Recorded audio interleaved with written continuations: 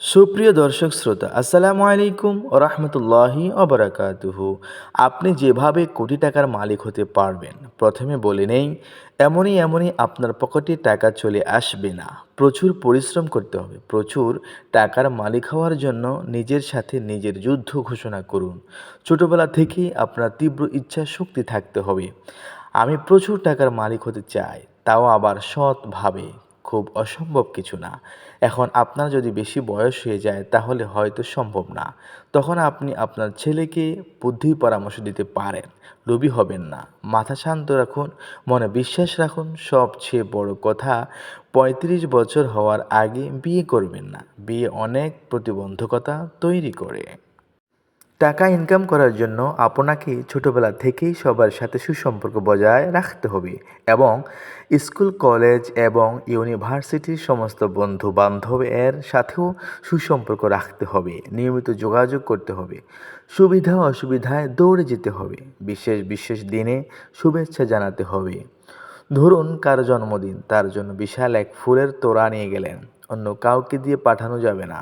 নিজে নিয়ে গেলেই ভালো হয়। আর এ ধরনের সামাজিক কিছু নিয়ম মেনে চললে আপনি বেশ আনন্দ পাবেন। কোনো কিছুর দায়িত্ব নিতে ভয় পাবেন না। মুখের ভাষা সহজ সরল করুন। কটু কথা বলবেন না। সবার সাথে হাসি মুখে কথা বলবেন। সবাইকে ভালোবাসুন। এগুলোই হোক আপনার সামনের দিকে এগিয়ে যাওয়ার হাতিয়ার। আপনি আপনার গ্রামের এমপি, মন্ত্রী, জেলা প্রশাসক, mayor, member, councillor, commissioner, chairman ইত্যাদি সবার সাথে নিয়মিত যোগাযোগ রাখবেন।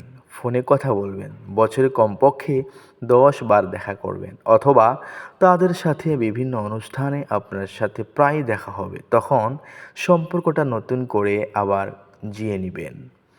আপনার পরিচিত লোকরা ভালো কিছু করলে অভিনন্দন জানাতে ভুলবেন না। দেখা হলেই বুকে জড়িয়ে ধরবেন। মুরব্বীদের শ্রদ্ধা করবেন, অর্থাৎ সব সময় তাদের নেক নজরে থাকবেন।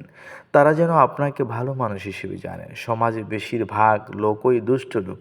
কাজেই দুষ্ট লোকের সাথে সম্পর্ক রাখুন। কথায় বলে, শত্রুকে বড় পিঁড়িতে বসতে দিতে হয়। মানিয়ে নিন, মানিয়ে নিতে শিখুন। এবার জানবো কোটিপতি হওয়ার প্রথম শর্ত। কোটিপতি হওয়ার প্রথম শর্ত হলো সবার সাথে সুসম্পর্ক রাখা। মানুষের প্রতি থাকতে হবে অগাধ ভালোবাসা। মানুষের বিপদে ঝাঁপিয়ে পড়বেন। টাকা দিয়ে, সময় দিয়ে, শ্রম দিয়ে, মুখের দুটো ভালো কথা দিয়ে মানুষের পাশে থাকতে হবে। মনে রাখবেন, আপনি মানুষের পাশে থাকলে মানুষ আপনার পাশে থাকবে। প্রচুর বই পড়বেন। বই পড়লে মানুষ চেনা যায়, মানুষের মানসিকতা বোঝা যায়। প্রতিদিন কমপক্ষে 3টা টিভি চ্যানেলের সংবাদ শুনবেন। 3টা খবরের কাগজ পড়বেন। এলাকার চ্যাংড়া ছেলে পেলেদের সাথে সম্পর্ক রাখবেন। প্রায় তাদের মিষ্টি খাওয়ার জন্য কিছু টাকা পয়সা দিবেন। সব শ্রেণী পেশার মানুষের সাথে মিশবেন। তাদের মন জয় করে নেবেন। নিজেকে সুস্থ রাখার জন্য যা যা করা লাগে করবেন। কারণ আপনি ভালো থাকলে আপনি আপনার প্রিয় মানুষ, কাছের মানুষদেরকে ভালো রাখতে পারবেন। এখন সমস্ত মানুষের সাথে আপনার যোগাযোগ স্থাপন হয়েছে এবং আপনার লেখাপড়া যখন শেষ হবে তখন ধরে নিলাম আপনার বয়স 25 বছর। 2-1 বছর কম বেশি হতে পারে। তারপর ঝাঁপিয়ে পড়ুন কাজে, ব্যবসা নিয়ে। ছোট করে একটা ব্যবসা শুরু করুন। যদি ব্যবসা করার টাকা না থাকে তাহলে একটা চাকরি খুঁজে নিন। চাকরি খুঁজে নিতে হবে। আপনার কোনো সমস্যা হবে না চাকরি খুঁজে নিতে। কারণ সবার সাথে আপনার সুসম্পর্ক আছে। সবাই আপনাকে ভালো জানে। চাকরিতে ফাঁকি দিবেন না। কে দেখলো বা কে না দেখলো, কে জানলো বা কে না জানলো, সেসব বিষয়ে নিয়ে মাথা না ঘামিয়ে আপনি কর্মক্ষেত্রে প্রচুর পরিশ্রম করে যান। মনে রাখবেন, পরিশ্রম করলেই সাফল্য আসে। কাজ করতে ভয় পাবেন না। কাজের ক্ষেত্রে কোনো হিংসা বিদ্বেষ মনে স্থান দিবেন না। আপনি আপনার দায়িত্ব নিখুঁতভাবে পালন করবেন। কাজে অবহেলা করলে কোটিপতি হতে পারবেন না। আপনি যে ব্যবসা করতে চান, এরকম একটা প্রতিষ্ঠানে আগে চাকরি শুরু করুন। কাজেই ব্যবসা শুরু করার আগে বড় প্রতিষ্ঠানে চাকরি করবেন। ছোটোখাটো প্রতিষ্ঠানে চাকরি না করাই ভালো। তারা আপনাকে বেশি প্যারা দেবে। বড় প্রতিষ্ঠানে চাকরি করে অভিজ্ঞতা সংগ্রহ করবেন।